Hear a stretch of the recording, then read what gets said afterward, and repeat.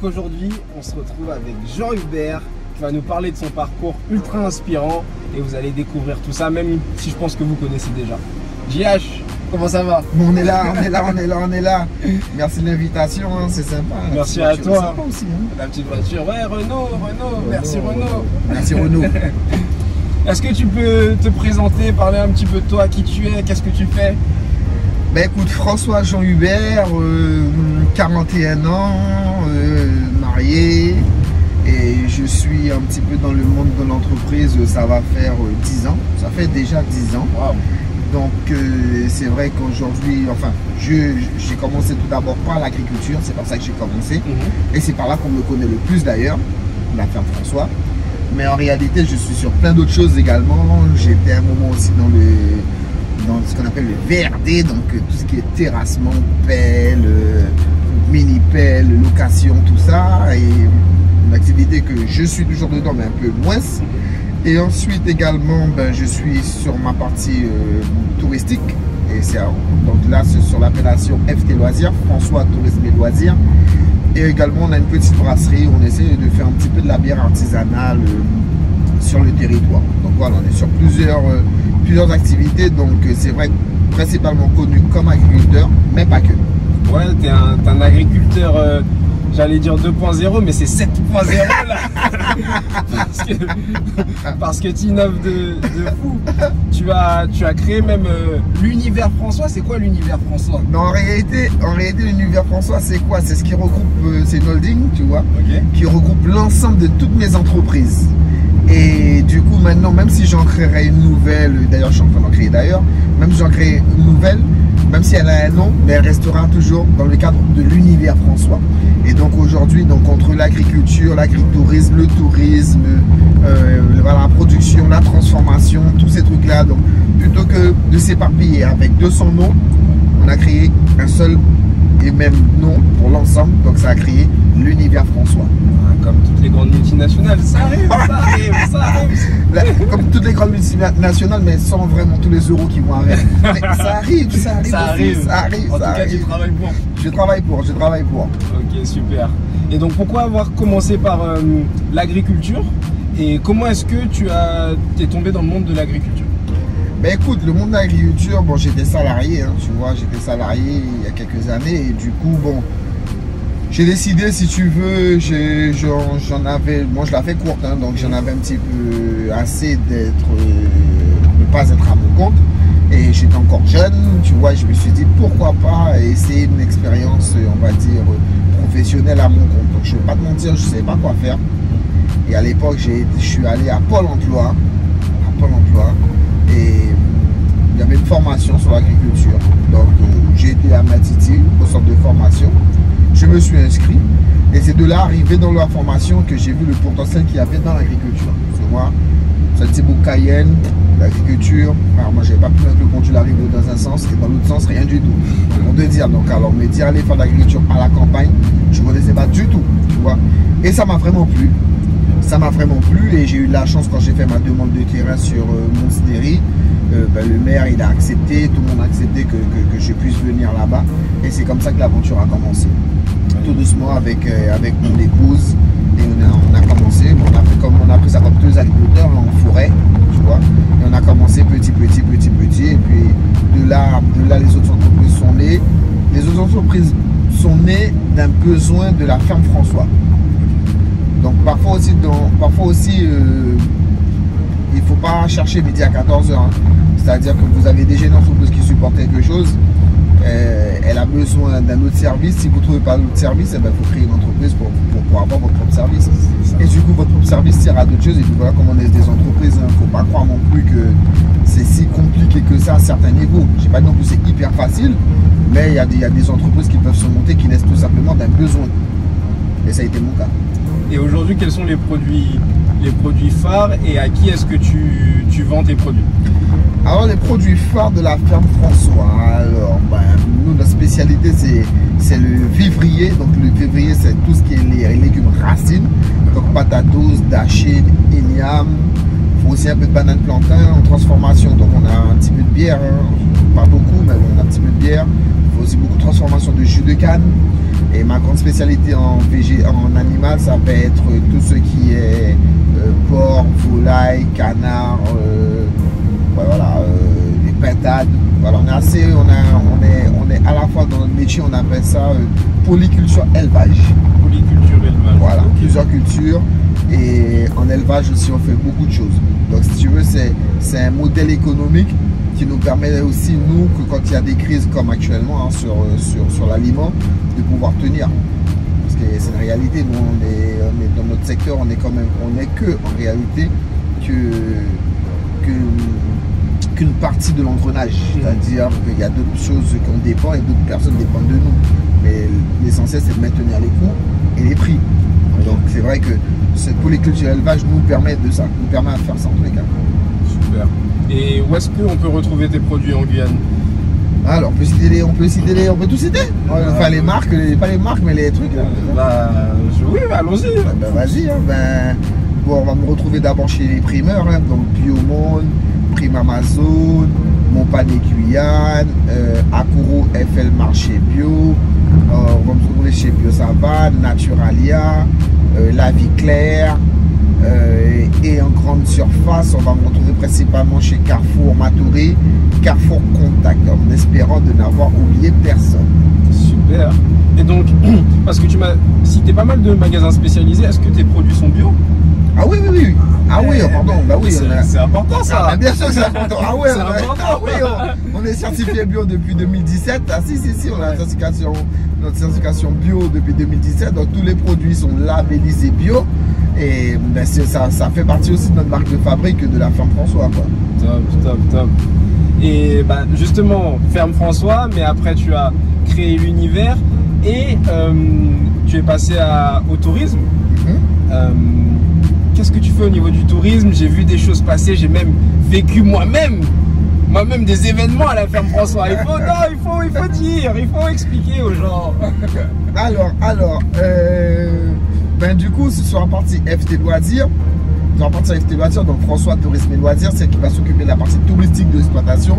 On a commencé tout d'abord à l'époque avec l'OTCL, il y a pile poil au moment du Covid.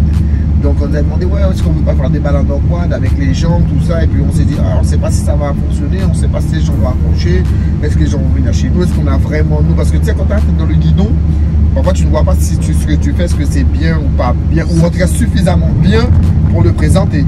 Donc on a commencé, donc l'OTCL nous a donné tout le personnel qu'il fallait au début. Et bon, on s'est lancé, on a commencé à faire les balades en quad. Ça a tout de suite pris, vraiment, ça a tout de suite vraiment directement pris. Donc ça nous a permis, ça nous a poussé nous à investir. Donc on a investi dans d'autres machines, dans d'autres quads, dans des cases, dans des buggy, dans machin. On avait une crique à l'entrée, on a nettoyé la crique pour que les gens puissent se baigner ensuite. On avait une piscine, on a agrandi la piscine, on a fait plein de choses. Et par la suite, du coup, on a dit, pour toujours innover, on a commencé à acheter du matériel pour que les gens puissent jouer au paintball. Ensuite, on a acheté un toboggan géant. Un toboggan géant de 80 mètres de descente, tu vois, qui termine dans un bassin. Et voilà quoi, c'est vraiment. Et puis on a commencé d'ailleurs aussi à faire les repas sur place. On ne faisait pas de repas au début, donc on a commencé à faire les repas. Donc du coup, ça a déclenché aussi un engouement de la part des CE, voilà, des écoles, les visites à la ferme, tout ça. Et à côté de ça, également, une belle rencontre qu'on avait eue, tes amis à toi, Picsou. DJ Picsou. Donc on s'est dit, on avait déjà discuté et puis il nous a dit, mon épouse et moi, il nous a dit, eh ouais, mais si on ferait un événement à la ferme, un truc d'envergure, tu vois, un truc qu'on peut reproduire chaque année, tout ça, machin. Et je lui dis, ah t'es sûr? Il m'a dit, ouais, on y va, tu vois. Et de là est née la Friday Farm, tu vois. Donc on a fait la première édition l'année dernière, ça s'est super bien passé. Donc c'était un combo de moitié quad, moitié paintball, piscine, repas, voilà, tout ça mélangé avec des ambiances DJ, tout ça. Ça a commencé de 9h du matin à 18h, 19h. On était plein, les gens se sont amusés, l'événement carton plein, tout ça. donc à refaire. Et sur tes événements, tu étais là. Chez moi, c'était magnifique. Ah ouais, d'ailleurs, si vous n'étiez pas là, vous avez loupé quelque chose. Et j'espère que vous serez assez rapide l'année prochaine pour prendre vos tickets. Là, ça veut dire qu'il a déjà annoncé la deuxième édition. En exclu. exact. Non, c'est super. Et justement, aujourd'hui, tout le monde se dit agriculture, c'est pas forcément le premier métier qui vient à l'idée. Est-ce qu'aujourd'hui, tu arrives et tu vis de l'agriculture? Ah, moi, je vis de ça. Tu vis de ça? Ah, je vis de ça. Sans problème? Sans problème. Sans problème dans le sens d'un problème comme toute entreprise. Toute entreprise qui grandit, toute entreprise qui évolue, toute entreprise qui investit. Tu vois? Mais moi, quand je suis arrivé dans l'agriculture, j'ai considéré l'agriculture comme pas un métier comme les autres, mais comme une entreprise comme une autre.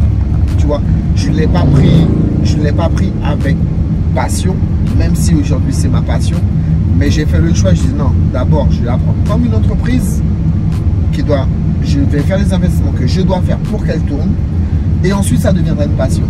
Et aujourd'hui je peux dire que je suis dans la passion. Mais j'ai d'abord mis l'aspect économique en premier. C'est ultra important ça, parce que on voit qu'en Guyane il y a énormément d'entreprises qui se créent, mais il y en a aussi beaucoup qui meurent. Ah ben énormément. Et assurer ce matelas économique avant de vouloir partir dans des fantaisies, c'est ultra important et c'est super intelligent. C'est super important, et j'ai envie de dire, si c'est pas le cas, la personne qui ouvre son entreprise aujourd'hui, demain c'est fermé.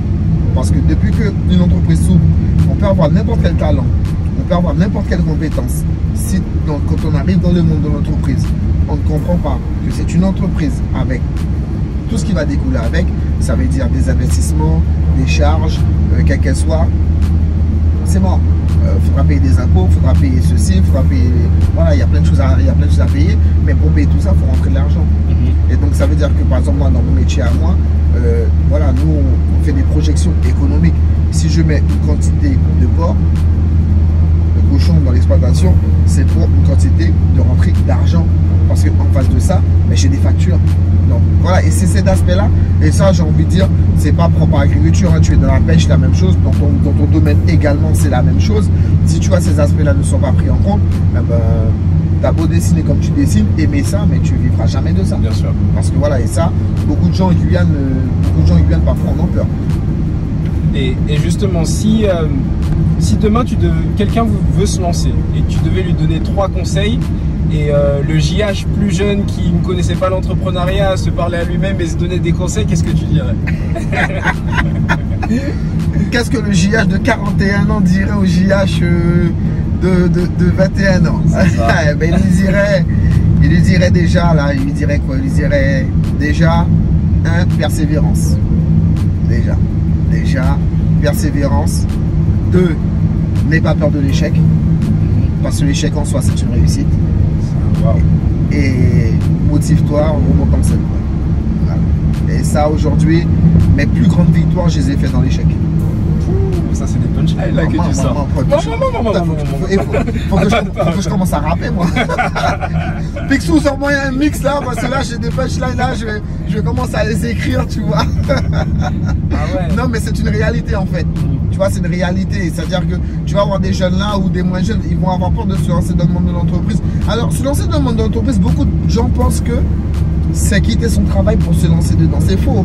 Parce que moi, quand je me suis lancé, j'étais encore salarié. J'étais salarié, j'ai pas été comme un fou, dire à ma femme, j'ai déjà des gamins là, tu vois, prendre mon pain, mon sac, et puis tout, tu me lances dans... Non. J'avais déjà tâté le terrain, j'ai commencé, je faisais mon travail, je finissais le vendredi, à 17h, et bien le vendredi à 17h, j'allais gentiment passer tout le week-end à Montigny, on rentrait dimanche soir, lundi on machin, le mercredi après-midi les enfants n'allaient pas à l'école, je retournais sur l'exploitation, voilà, et puis au fur et à mesure que ça commençait à prendre, tac, j'ai fait mes ventes, je suis passé à mi-temps, tu vois, tranquille. Après, je suis passé à un quart de temps parce que j'avais un patron sympathique comme tout, tu vois. Donc voilà, au fur et à mesure, jusqu'à ce que je dise un jour avec ma femme, je dis bon écoute, qu'est-ce qu'on fait? Elle m'a dit ben on se lance, hein. On se lance, on se donne un an, on se donne à fond. Donc du coup, j'avais pas peur de dire, j'avais mes acédiques tranquillou, hein. Tu vois, je me suis dit bon écoute, j'ai un an d'acédique, là au moins je vais me lancer à fond et puis je vais voir ce que ça donne. Si ça marche, tant mieux. Si ça marche pas, mais je me suis lancé à fond à ce moment-là. Donc c'est un travail progressif. Donc faut pas croire qu'on dit aux gens ouais, vous lancez vous dans l'entrepreneuriat, ça veut dire de quitter votre travail où il y a un certain confort. Où il y a un certain confort parce que ça paye les factures, ça paye tout, tu vois, pour se lancer à l'inconnu. C'est pas ça. Mais en tout cas, s'ils veulent, voilà. Et moi je pense que c'est important. Je pense que tout le monde n'est pas fait pour être chef d'entreprise, mais tout le monde a le droit d'essayer. Tout le monde a le droit d'essayer. Mais c'est important de dire que tout le monde n'est pas fait pour être chef d'entreprise parce que c'est un état d'esprit. Hein. Ben moi, tu sais, souvent je dis, il y a beaucoup de salariés qui devraient être, quand je les vois, qui devraient être chefs d'entreprise. Et il y a beaucoup de chefs d'entreprise, quand je les vois, je suis sûr qu'ils devraient retourner salariés pour leur bien-être. Parce que je vois déjà que c'est des entreprises qui, c'est pas que ça ne fonctionne pas. C'est pas que ça ne fonctionne pas. C'est plus que, tu sais, la Guyane mérite beaucoup. C'est important ça, faut se le dire. La Guyane mérite beaucoup. Et elle ne mérite pas qu'une personne qui monte quelque chose se dit je m'arrête à ce niveau-là parce que alors que ce modèle d'entreprise-là pourrait monter plus haut. Ça veut dire que la personne a un manque d'ambition.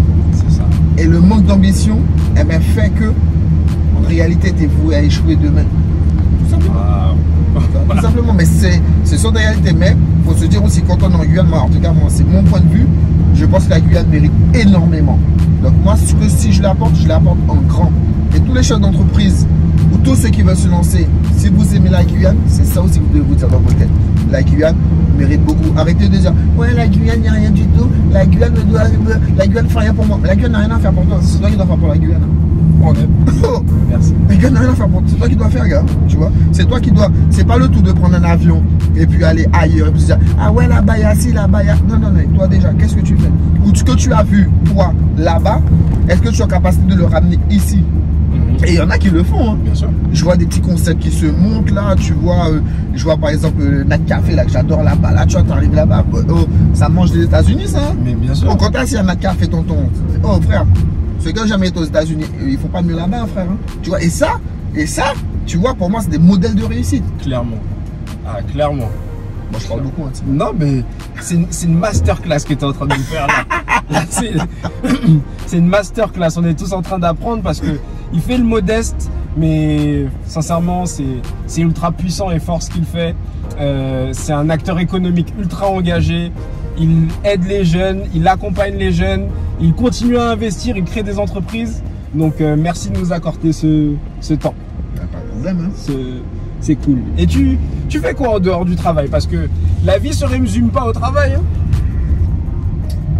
Ça, c'est une réalité qu'il faut... C'est une réalité, mais si je l'ai dit à ce moment-là, les gens vont se dire ah ouais, mais c'est pas important. Non, dehors de ça, je me consacre beaucoup à ma famille, tu vois, aux enfants, tout ça, ma femme. Et après, je vais pas te mentir, moi, je sors beaucoup.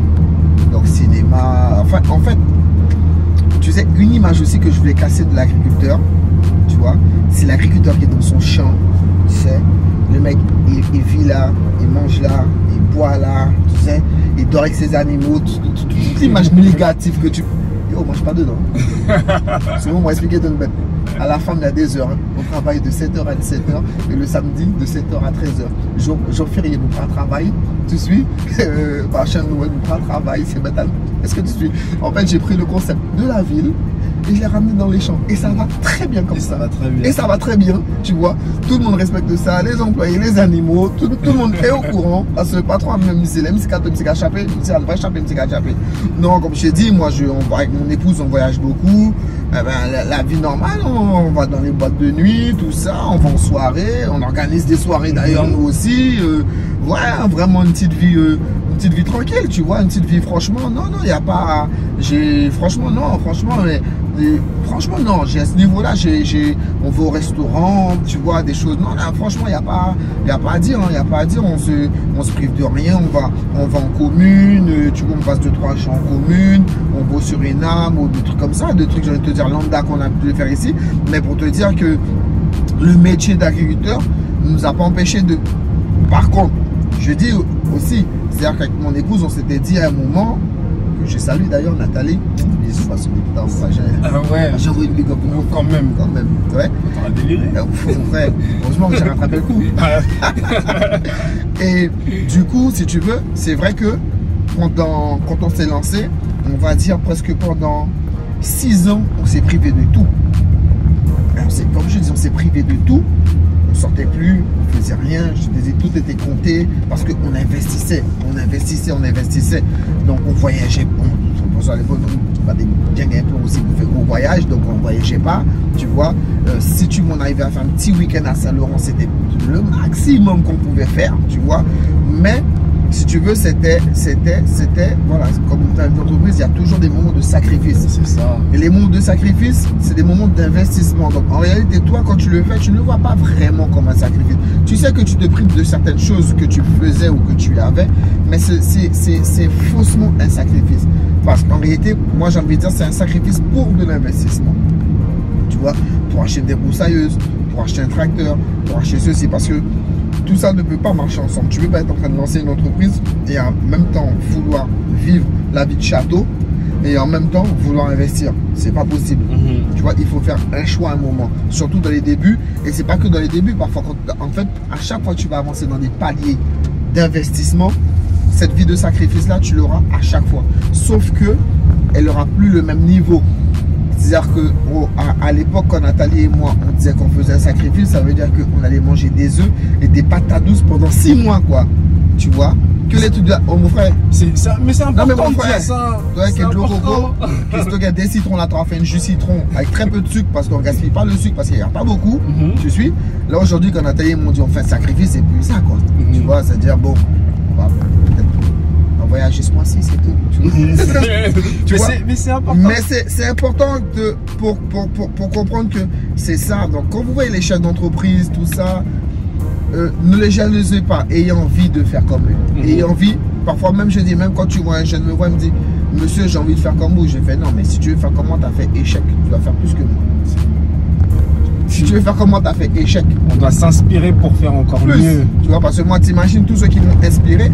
Je ne me suis pas dit que je voulais faire comme eux. Je leur disais, je vais faire plus que vous. Je leur disais même, parce que Moussa Thibault aussi, il n'a pas l'arme dans sa poche. Je disais, je vais vous mettre dans mon rétro. Il y a certains, j'ai plus, il y a d'autres même. Le niveau était trop haut.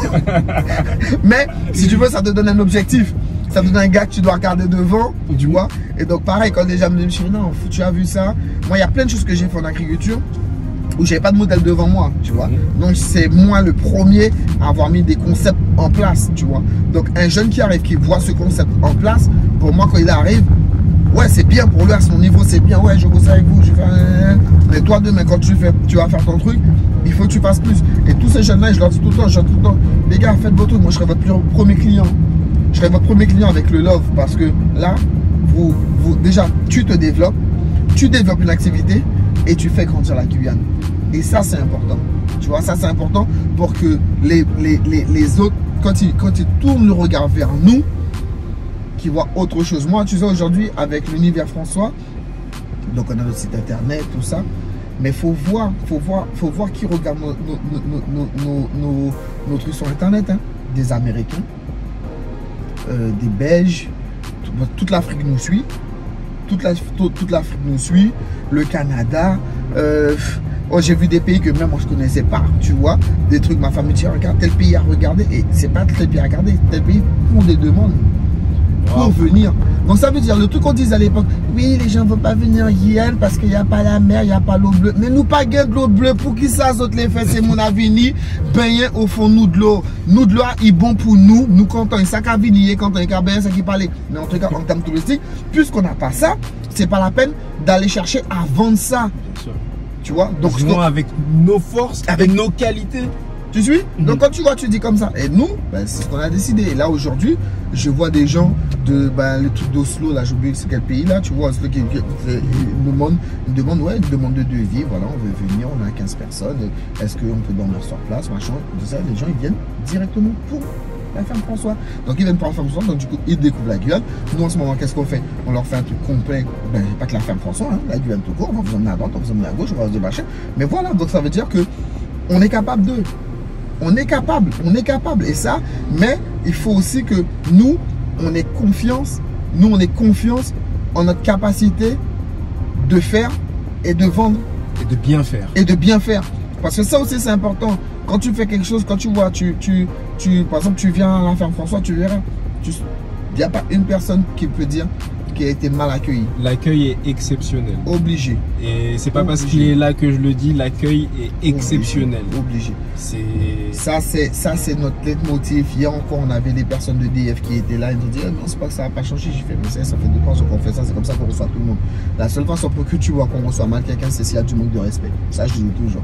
Le manque de respect, ça marche pas. Tu vois. Mais si c'est pas ça, nous, c'est que quand les gens viennent, tu sais, c'est comme nous, n'importe quelle personne. Tu vas au restaurant, tu vas quelque part, tu achètes un service. Donc quand tu achètes un service, tu t'attends à un certain standing, tu vois. Et nous, le standing qu'on envoie, c'est le love. Tu suis? Donc partant de là, tout ça tout besoin, tout ça nous a fait, nous a fait correctement, on a fait les choses bien, carré, dans l'axe. Je ne sais même plus. J'ai plus les mots. J'ai plus les mots. Ah ouais, tu mets rapide, c'est déjà. Non, mais je parle avec le cœur, tu vois, parce que tous les jours, tu sais, tous les jours que Dieu fait, je verrai que je pourrais monter des entreprises. Tu vois, c'est parce que je vois tellement le potentiel qu'il y a. Tu vois, après, je peux comprendre que tout le monde ne le voit pas. Je peux comprendre ça, tu vois. Mais même si tu vois, tout le monde ne le voit pas, mais quand même, il faut essayer. Il faut essayer. Tu sais, moi, ma première... je vais te donner un petit quelque chose là, tu vois, ça même personne ne le sait. Tu sais que la ferme François, c'est pas ma première entreprise agricole. C'est pas vrai. Non. Ma première entreprise agricole, je me suis cassé les dents. Et ouais, ça s'appelait Guyane Production, monsieur. Ok. Ça s'appelait Guyane Production. Échec total. 0 pointé. Eh ben, on a commencé, frère. Et aujourd'hui, regarde. Quand j'avais Guyane Production, après il me fallait une deuxième entreprise agricole en individuel, tu vois, et j'ai ouvert la ferme François. Mais vraiment, quand j'ai ouvert la ferme François, c'était dans un coin, ça. Et c'était garé dans un coin, tu vois. Et justement, qu'est-ce que l'échec de Guyane Production t'a appris? À me relever et continuer, gars. Qu'est-ce que je fasse d'autre? Soit je me relève et je continue, soit j'abandonne. Mais l'abandon, c'est un échec. L'abandon, c'est un échec. Tu sais, faire un flop, rater et recommencer, c'est une victoire. C'est une petite victoire, mais c'est une victoire qui emmène vers une autre victoire. Tomber, rater, laisser tomber, c'est un échec. Et moi, s'il y a bien un mot, et jusqu'à aujourd'hui, que je ne me permets pas, c'est l'échec. Je me permets même aujourd'hui de rater. Je peux me permettre de tomber complètement au sol. Mais t'inquiète pas que moi, l'objectif, c'est de me relever. Même si certains me regarderont et diront, ah ouais, regardez, Missy, Mr. pas les gars, Missy, tombez pas, regardez pour moi. Je vais me relever. Même si ça me prendra le temps que ça prendra, mais je vais me relever, tu vois. Mais la seule chose que je sais, c'est que je ne vais pas abandonner. Tu vois. Et je pense que toutes les entreprises qui réussissent ici, qui tiennent, qui ont 20 ans, 30 ans, des choses comme ça, ben, c'est qu'à un moment, ben, c'est ça qu'ils se sont dit, tu vois, se relever. Parce qu'il faut arrêter de croire que quand on voit une entreprise, de penser que c'est rose tous les jours. C'est faux. C'est faux. C'est pas rose tous les jours. La personne qui s'engage dans l'entreprise, c'est vraiment parce qu'il avait une idée, et de l'idée, enfin du rêve, il avait une idée, de l'idée, il la transforme en réalité. Tu vois. Et une fois que c'est transformé en réalité, maintenant, faut le faire vivre. Tu vois. Et donc, je ne veux pas dire que c'est machin, mais en tous les cas, il faut absolument ceux qui, surtout quand tu es jeune, tu vois, parce que l'avantage quand tu ouvres une entreprise quand tu es jeune, c'est que tu as plus facilement droit à l'erreur. Exactement. On va plus tolérer que tu fasses des erreurs et que tu échoues parce qu'on va se dire, oh bouga jeune, ouais. C'est comme quand les salariés, le mec il a 20 ans, il fait n'importe quoi dans son boulot, bon bouga jeune, laissez missier, tu connais déjà, il y a déjà, non mais laissez missier, beaucoup d'un missier, son père, son mère, mais c'est un camarade quartier, on a des excuses pour tout, tu connais même pas le gars, mais si, c'est un petit gars de Saint-Laurent, un petit gars de Saint-Georges, mais si, son père qui est mon merde, bon bref, Tu vois? Eh ben, dans le monde d'entreprise, c'est pareil. Hein. Un petit gars qui est chaud, bon ben, ça a pas choqué. Ouais. Ça n'a pas choqué. Le gars, il a quitté son travail, il a pris une disponibilité pendant 2 ans, il a essayé, ça n'a pas marché. Il est retourné, il dit bon, je retourne dans 2 ans. Ben, c'est pas grave. C'est pas grave, au moins il a essayé, tu vois. Après, l'âge qui monte, bon, ça devient plus compliqué, mais déjà pour soi-même, quoi. Parce que moi, aujourd'hui, je vois que si je m'étais lancé à 41 ans, c'est pas dire que j'aurais pas réussi, hein, tu vois. Mais déjà, c'est autre chose. Mes enfants sont déjà plus grands, les responsabilités sont plus lourdes, tu vois. Et puis, tu sais, il y a un truc qui existe pour de vrai, c'est ce qu'on appelle la fougue de la jeunesse. Tu sais, quand tu es jeune, tu es là, tu vois. Moi, je faisais des choses quand tu vois, on a commencé. Même des horaires que je sais pas si je suis en capacité de tenir aujourd'hui, tu vois. Et tu mesures moins les risques aussi. Et tu mesures moins les risques. Ah non, mais moi, je te dis, les risques, les gens me le disaient, mais je ne les voyais pas, les risques. Hein. Ça. On me disait, oh, mais Uber, oh, mais ça, c'est un peu lourd. Ça. Mais tu es jeune, tu vois, on te le dit, mais pour toi, tu vois pas. Parce que non. Aujourd'hui, quand tu vois, j'y repense, je me dis, ah ouais, quand on a fait ça avec ma femme, c'est chaud. Papa, je peux te dire, quand tu es avec ton épouse et tu te dis, bon, ma chérie, qu'est-ce qu'on fait? Eh bien, écoute, on réinvestit 80% de tout ce qu'on gagne pendant 6 ans. Et c'était établi. Et on l'a fait. Tu vois? À 41 ans, tu me dis ça là, papa? Mais alors, il y a des gens qui disent que c'est compliqué. Entreprendre en famille, avec sa femme, est-ce que c'est tous les jours facile? Alors, franchement, je peux te dire que je ne pourrais pas faire sans. Là, je prends le truc à contre-pied. C'est-à-dire que ma femme est mon associée, tu vois. Je ne pense pas que j'aurais pu faire. Moi, je pense pas, j'en suis sûr que j'aurais jamais pu faire ça, tout ça sans elle. Impossible. Nathalie, t'as oublié tout à l'heure, mais là, il se rattrape. Non, c'est vrai. Là, okay. Avec ce que je viens de dire, je n'ai même pas besoin de la saluer tout à l'heure. Et attention, j'ai pas fini, gars. Okay. Tu vois, parce que tu sais, Nathalie et moi, on est complémentaires. Par contre, c'est ça. C'est ça que parfois, quand tu travailles en famille, qui est compliqué, c'est si vous êtes tous les deux sur la même chose. Et c'est là qu'il va y avoir des problèmes, tu vois. Avec Nathalie, on n'a pas de soucis, tu vois. Bah, tiens, c'est le papa de Nathalie, lui. C'est pas la camionnette, ouais. Eh ben, tu vois, Nathalie et moi, on est complètement complémentaires. C'est-à-dire que, par exemple, je ne vais pas te mentir, 90% des idées, c'est Nathalie. Tout ça, le FT Loisirs et compagnie, tout ça, ça sort de la tête de Nathalie, tu vois. Et Nathalie, elle se lève le matin, elle me dit, bon, ben chérie, j'ai une idée. Quand elle me dit ça, je sais déjà, on est parti au charbon, tu vois. Et elle balance ses idées, puis bon, ben, en fait, comme je dis parfois, moi, elle déteste quand je lui dis ça. Mais je dis à tout le temps, moi, je suis un bon exécutant, tu vois. Donc, elle sort les idées, et puis je balance. Mais elle me dit, elle serait incapable de faire le contraire. Tu vois, elle pourrait pas faire ce que moi je fais. Mais moi également, je ne serais pas capable de sortir toutes les idées qu'elle a là. Tu vois, donc si tu veux, on est complémentaires. Et puis pareil, moi je suis l'homme de terrain. Par exemple, tu vas venir à l'univers François, tu vas venir faire du quad, tu vas venir faire tout ce que tu veux, manger, tout ça, tu verras jamais Nathalie. C'est moi que tu verras. Sauf que avant que vous arriviez, la seule personne avec qui vous étiez en train de parler, c'est avec elle. Derrière le mail. Donc les gens vont penser que c'est avec moi qui parlais, mais moi en réalité, je vois les gens quand ils sont arrivés. Tu vois, donc totalement complémentaire. Et c'est pour ça que je sais que parfois des gens, alors quand je dis ça, qu'avec mon épouse, hein, après frère, soeur, cousin, cousine, on a déjà tenté l'expérience. Non. Éviter. Hein. Alors franchement, pour moi quand je dis, moi sous ça et 2 frères, bien comme ça, ou 2 soeurs, 2 cousins, mais vraiment, tu vois, c'est compliqué parce que tu sais, c'est pas l'entreprise elle-même, c'est les visions.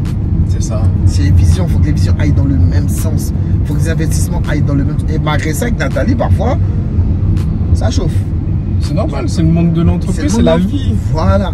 Et par contre, elle et moi, on sait très bien faire la part des choses. Ça, on réussit. C'est-à-dire que avec Nathalie là, on a un rendez-vous, je sais pas, on a dit on va manger au restaurant ce soir. Et puis depuis le matin, on n'est pas d'accord sur tous les investissements. Surtout, arrivé 17h. Et c'est fini, coucou, bon, et chérie, prépare-toi, on est passé une autre vie. Et on reprendra demain, tu vois. Mais c'est une force, ça, c'est une capacité que tout le monde n'a pas. Bien sûr, il faut ça, il faut pouvoir, hein. Il faut voir. Et moi aujourd'hui, voilà, on est à ce stade-là et ça nous va bien. Après, comme je dis, comme on a commencé ensemble, dès le début, on a commencé l'entreprise ensemble. Toutes les entreprises, on les a commencées ensemble. Donc, si tu veux, c'est pas comme si elle m'a rejoint, je l'ai rejoint, tu vois. Ça encore, c'est un autre format. Donc, ouais, on est tranquille, on est content. C'est top, c'est top. On arrive sur la fin de l'interview. Est-ce que tu aurais un mot à faire passer à des aspirants entrepreneurs, à des entrepreneurs actuels, à des personnes qui tout simplement ont envie de faire des choses et qui parfois se limitent?